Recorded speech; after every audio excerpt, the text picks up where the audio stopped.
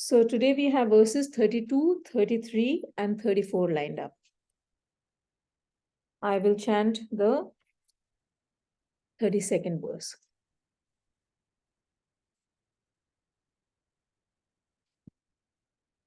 Shri Bhagavanuvachaha Kalosmi lokshaya kreta pravredho lokan samahartumi pravreta Ritepi tvam na bhavisyanti sarve yeva sthita pratnikeshu yodha. So the verse translates to, the Lord said, I am the mighty world-destroying time, Kal, now engaged in annihilating the worlds. Even without you, all these warriors arrayed in the opposing armies shall not live. So let's take this up word by word. Shri Bhagavan Uvach, the Blessed Lord or Lord Krishna said, Kalosmi. So Kal, Asmi, I am time. Kal is time, Asmi, I am. Lokshaya, Krivrit, Krit, destroying worlds. Pravrid is mighty. Lokan, worlds. Samahartum, to annihilate, to destroy completely. E here, pravrit is I'm doing or engaged in. Rite without, api even, thwam you. That is for Arjun, even without you. Na not, bhavishyanti shall be or shall exist. Sarve all, ye these. Avasthita is arranged, arrayed. Pratyanikeshu, opposing armies. Yodha, warriors.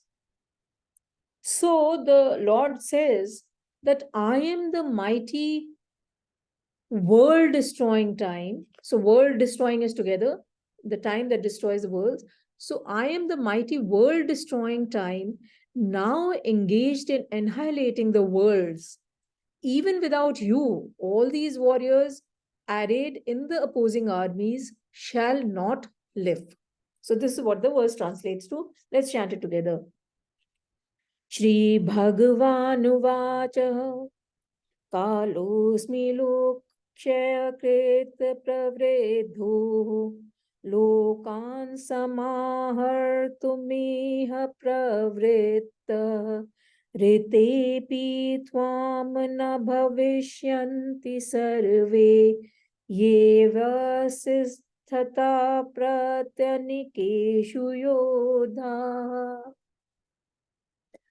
So see, just in the previous verse that we had recapped, Arjun had asked the Lord that, I wish to know you because he's horrified with the form and I don't know why your purpose. I don't know why you're doing or what you're doing, So that was Arjun's question. So the Lord Krishna starts speaking in response to Arjun's question. And he says that I am the Kal, right? Or the all-powerful time, or I am, manifestation of time. I am time, actually, not even manifestation. I am that time, or Kal. So now what does Kal mean? Here when we, so I'm translating it to English because we are talking in English, but actually, see, in Hindi or in Sanskrit, Kal is with a capital T, the time, with the destroyer of everything. Okay. And otherwise, Samay is the time that we normally refer to. What time is it? Kya samay hua hai? What time is it? And so on and so forth. Right. So here, when we are talking about time, it is with a capital T, all powerful death. And normally in parlance, we use time to refer a period, age, era, centuries, years, months, etc. But in the language, the Kal means to take stock of, or death, or to calculate, or to take count of.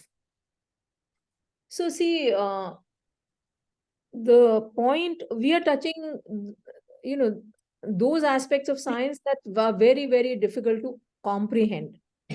And the entire universe is created by causation, because you have vasanas, so you have to sublimate them, so you take birth. Or if you sow a seed, it'll and give it the right atmosphere, it'll grow into a tree or a bush or whatever its nature was. So the entire universe is created by causation, and it sustains itself in space, and it terminates in time. That is to be understood. So the names and forms that we see. So I am Deepa, there is Aarti, there is Beena, there is Preeti, then you have so many other people. They exist in the time-space quantum. Now, this was something which we attribute to Einstein, but he is only repeating what our scriptures have already said centuries ago. And this is that famous example, the famous verse. And what is it saying? That time as death or time exists. And time not which is divided into the past, present, and the future. You see, because today, the moment I say that this is the present, it has already become past and the future has become present. So these are all concoctions of the human nature to measure time and to be able to articulate time. But time, not time as we see divided into these months, days, years, or past, present, and future, but eternity, in which they do actually all these divisions of time actually dissolve into that eternity. These divisions of mind, which are created, divisions of time which are created by the mind of the human man, or the man. Now, in that so this is that eternity that we are talking about when Lord Krishna says that I am Kal. So time counts and controls the lifespan of all beings, and all events in the nature, in the environment, in the universe take place in the framework of time, and they also get destroyed by time. So, and very often, like Lord Yam, who is the Lord of Death, is also, is used as an epithet of time. So, Lord, the time is personified as the destroyer of all things. And what Arjuna is seeing is actually that relentlessly time is consuming everything. So that is what he is just now. That's what Krishna says, that I am Kal. And then he asks that, what are you doing? Or what is your purpose? Or what is your nature, pravritti?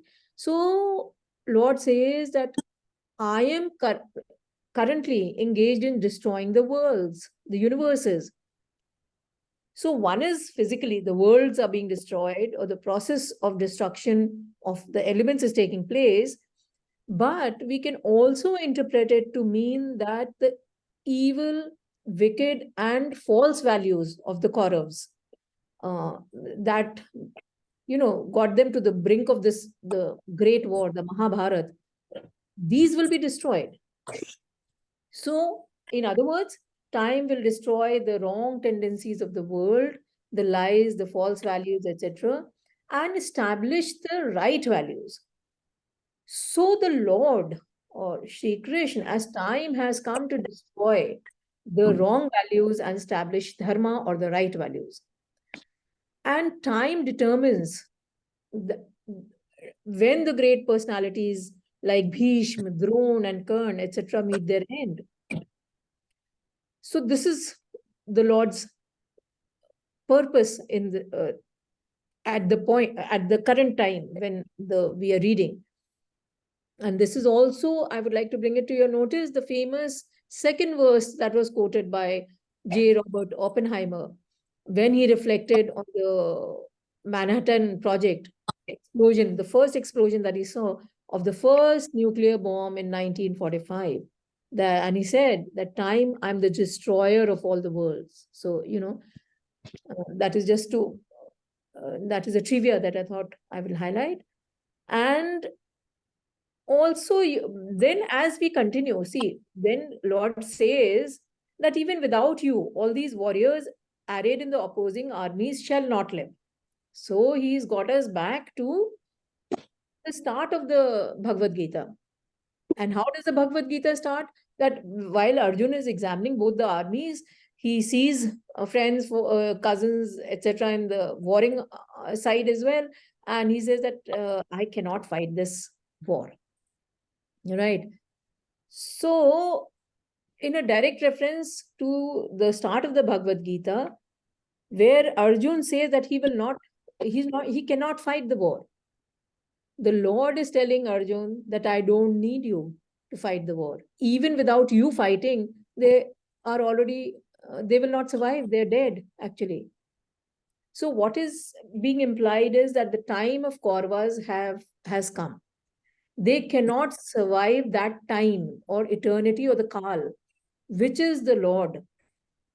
And so he's implying that as time, I will destroy the enemy army arrayed on the battlefield, even without Arjun participating in the fight, or without Arjun's cooperation.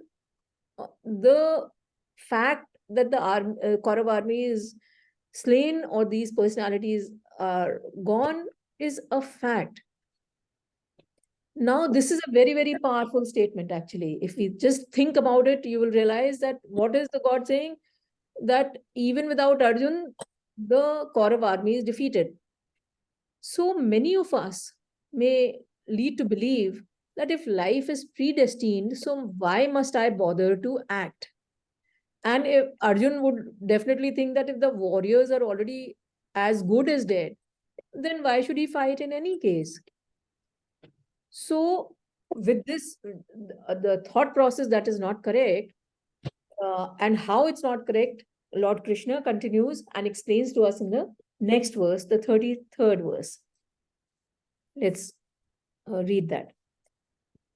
Tasmat vimuttishta yasho labhasva jetva shatrun bhunkshav rajyam spradham maevate nihatah purvameva nimitt matram bhava savyasachin.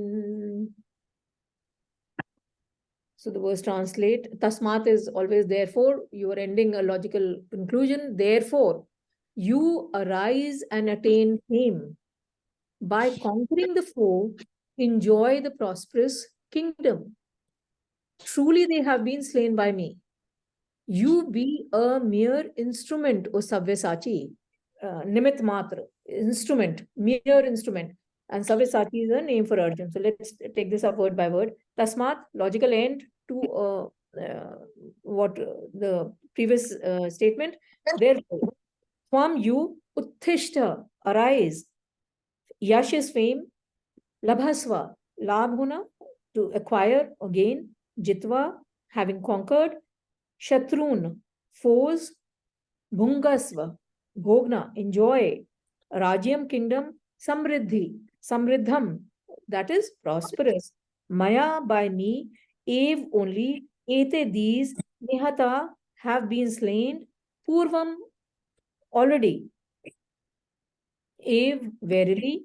Nimit matram. So just be a mere instrument. Bhav, be. Savyasachin is a name for Arjun. So Krishna says, therefore you arise and attain fame. By conquering the foe, enjoy the prosperous kingdom. Truly they have been slain by me. You be a mere instrument, O Sabyasachi. Let's chant it together. Tasmata Muthishta Yasha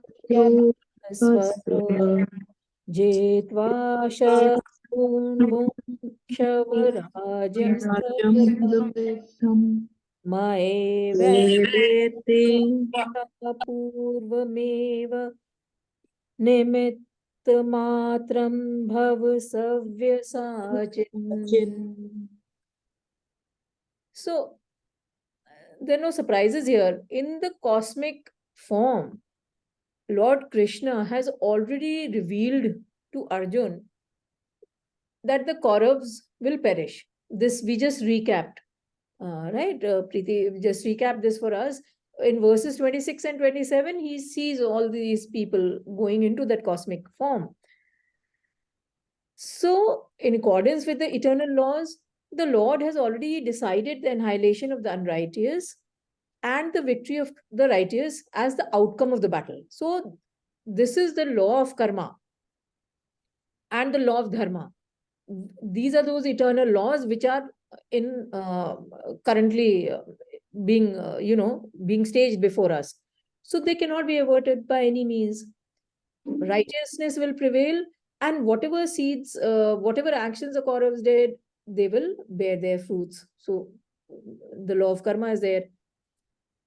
So the past actions have already programmed the inevitable end of the Kauravas. Their kal or their time has come. So Krishna tells Arjun to uttishta or rise and act, and not to, just be laid back and sit down. He says, I've already done it. The kal, the law has already done it. It's already done. I've already destroyed them. You arise and fight them, because as a Kshatriya warrior, Arjun's dharma or Arjun's duty is to destroy the unrighteous, bring the righteousness into the kingdom, right? So we had discussed the chronology of action when we are doing the chapters 3, 4, and 5. So whatever is our tendency, those are the thoughts we entertain, and those become our desires, and they lead to action. So just stepping back aside, so someone with musical tendencies will think of music, and will be around that thought. Okay, will like a tune, so will like to hear something, may enroll for a performance, or buy tickets for a performance, or enroll for a class. So that is a desire. So that desire leads to going and seeing the performance or doing the class, music class. So that's how the chronology of this is the chronology of action. The vasanas lead to the related thoughts, which will lead to the desire for that that item, or those subjects, whatever objects, and requisite action. Now, let us revise. We are talking about the law of dharma and the law of karma. What we had, I'm briefly revising because it's not possible to cover those 3 chapters, 3, 4, and 5 in detail here. But what we had covered then was that because of our vasanas, we take a body and we have to act, because we have to sublimate to become one with that supreme reality. So act we must when we are born.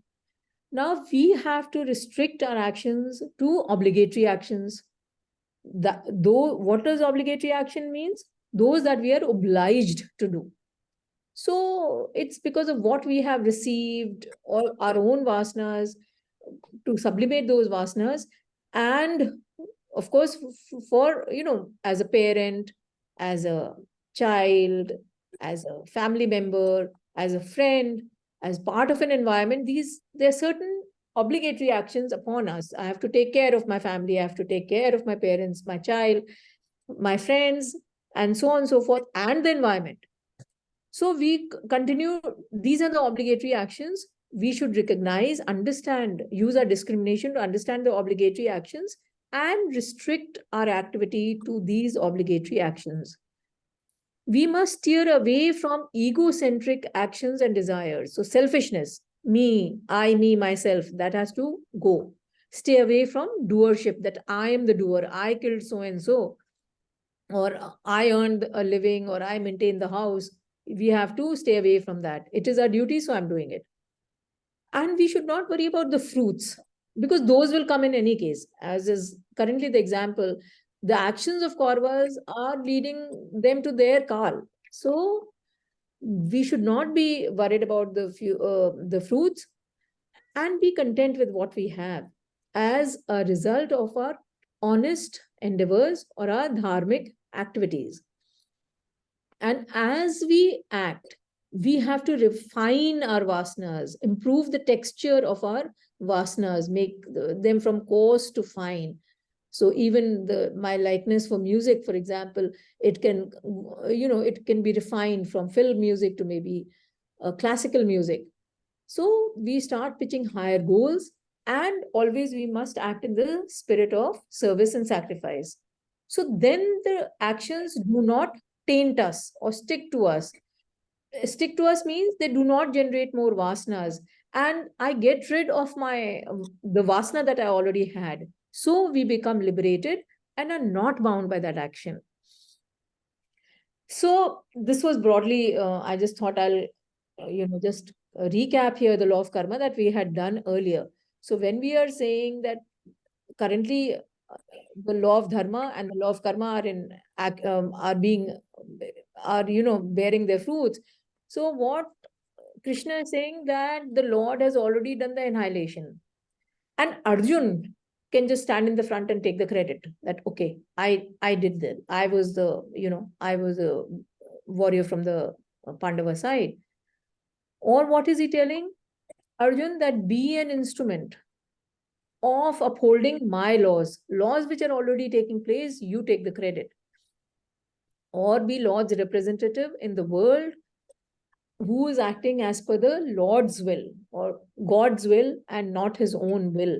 So the doership from the law of karma that we just mentioned, that the doership goes away. And so, don't think that you killed or you are fighting the war or you will lose or you will win. So don't worry. You are just an instrument. All of us here together are an instrument. We are here because it was the will of God. We are all nimit matra. We are all instruments. It's just a play that is taking place. And there is no egocentric values or doership here. It's not that I am speaking or I am listening. I took out time and it had to be. It was so destined. So we are all playing the game of plurality in the realm of that time. And Krishna is saying that Arjun can enjoy the name, fame, wealth, and prosperity as the byproducts or the fruits of his righteous action of waging the war, which is his duty as of now. And the war, the result of which is already predicted. I mean, that has already been waged actually. When he says that I've already slain them. And Arjun sees that in the cosmic form. He was seeing the future because, as I said, time, the past, present, and future really do not exist. So when in the cosmic vision, when Arjun saw all these people entering hurriedly into the mouth of the cosmic form, the results are already known. And that is in accordance with the law of karma. The time of the Kauravas has come. Now, just a note on the name Sabyasachi. It means a person who can use both his arms with equal ease. So basically a two-handed person or an ambidextrous person. So, and it implies a tireless and an efficient worker. So Lord is saying, oh Sabyasachi, enjoy this material wealth, the Samrid kingdom, the prosperous kingdom. And again, we must notice that enjoyment of material wealth and sensual wealth is not a sin as per our scriptures. It's not a sin. It is the uncontrolled craving and indiscriminate indulgence in these, both the material wealth and the senses. That is the sin. So enjoy everything. And that is what he is encouraging Arjun to do here. That let's move on to verse number 34. Dronam cha bhishmam cha jayadrathan cha karnam tathanyanapi yodhaviran maya hatanstavam jahimavya hishta. Yudhasvajetasi rane saptanah. So this verse translates to Drona and Bhishma and Jaydrath and Karn, as also other brave warriors already slain by me, you kill. Do not be distressed, fight. You shall conquer the enemies in the battle. So let's take this up word by word. Cha is and. So Dronam cha Bhishmam cha Jaydratham cha Karnam. This is okay. Dron and Bhishma, Jaydrath and Karn. Tatha Nyanapi. That means Tatha is also, Anyan is others, Api already, Yodha Viran. Yodha Viran is the heroes of the war. Yudh ke Veer. Literally, I mean, if I translate it to Hindi, or the heroic warriors or the heroes of the war. So the first line translates to Drona and Bhishma, Jaydrath and Karn as also other heroic warriors. Then he goes on to say, Maya by me, Hatan slain, Thwam you, Jahi, you kill, Ma not. Vyathishtah, be distressed, Yudhasva, fight, Jetasi, shall conquer, shall win, be victorious. Rane, in the run or in the battle. Saptan, enemies. So, already slain by me, you kill. Do not be distressed, fight, you shall conquer the enemies in the battle. So, this is the second line. So, the whole verse becomes Drona and Bhishma and Jaydrath and Karn, as also other brave warriors already slain by me, you kill. Do not be distressed, fight, you shall conquer the enemies in the battle. So, let's chant it. द्रोणं च भीष्मं च जयद्रथं च कर्णं तथान्यानपि योधवीरान् मया हतानस्तवं जहिमा व्यथिष्टः योधस्वजेतासि रणे सप्तानः. So again, we have to understand what is happening on the battlefield and what is being said. The warriors are on the battlefield. So as you see, as Arjun saw or is seeing, the warriors are there on the battlefield. Lord Krishna is emphatically repeating that they are already slain, they do not exist. Right. So this is a contradiction actually, because they're there. How can you say that they're dead? Now that is what we just talked about it. Arjun was also able to see the future in that cosmic vision. Also, the many of the generals on the Kaurav side were great warriors, and some of them had not been defeated in a combat till now. Krishna is specifically mentioning the names of Drona, Bhishma, Jaydrath, and Karn. Now, these are the people whom either Arjun feared or revered. Now, let's look at these names. Drona was the master of advanced military warfare. And this included the divine weapons, or what we call the astras. So, he had received this knowledge of the weapons and also how to neutralize them from none other than Lord Parshuram, who is an avatar of the Lord of Vishnu. So this is Dronacharya, and he was also the guru of both the Kauravas and the Pandavas. So Arjun naturally revered and feared him. Bhishma, Pitahama Bhishma, the grand sire, was the supreme commander of the Kaurav forces, and he was the most ancient amongst of the Kauravas and the Pandavas.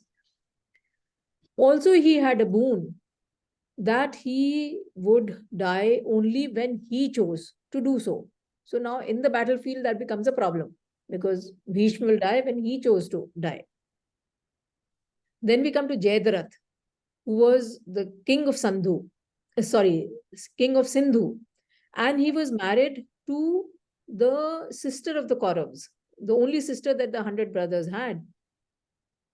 And Jayadratha was a valiant warrior also, and he had a boon that whoever caused his head to fall on the ground would have his own head burst into pieces. So this was the boon that Jayadratha had. Karna, we all know, I mean, all of us have read the Mahabharata in whatever form.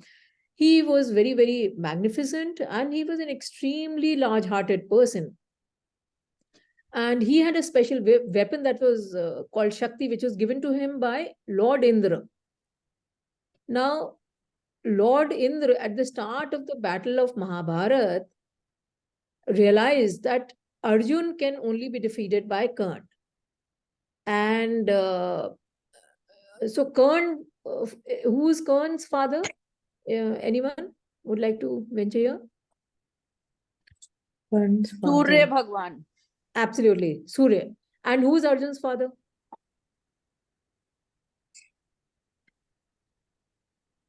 Indra. Okay, so Indra wanted to protect his son. So he goes to, he knew that Karna is always never refuses anything to the first person who comes to his house early in the morning. And anyway, he's a large-hearted person. So before the Mahabharata war started, Indra dresses up as a Brahmin and goes to Karna's residence, and he asks for Karna's kavach and kundal, earrings and shield. Earring and shield, which is called kavach and kundal, which were given to Karna by his father, the Lord's son, the Sun Lord. And they were actually embedded in his body.